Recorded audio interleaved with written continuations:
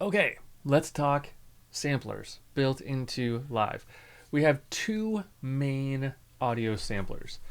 They are called the simpler and the sampler. Okay?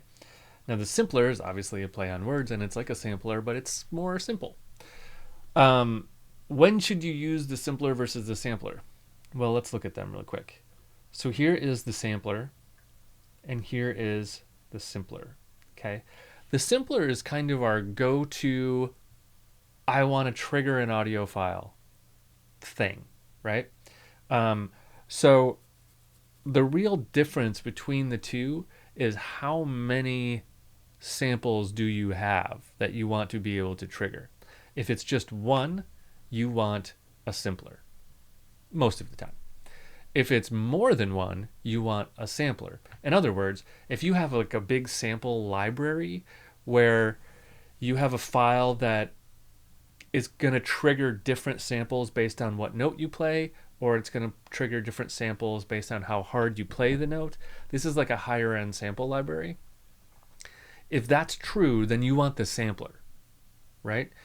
If you have just a single sound that's an audio file that you want to trigger when you play a note and have it transpose and do all of those things, you can do all of that just with a simpler. So if I just take like a MIDI track here and I just throw an audio sample down here, it's just going to make a simpler. Simplers pop up all over the place. But don't let the name fool you. There's a lot we can do with the simpler. So I want to focus on that for the next couple of videos. We're going to talk about how to trigger sounds with the simpler and what these three different modes are doing for us here.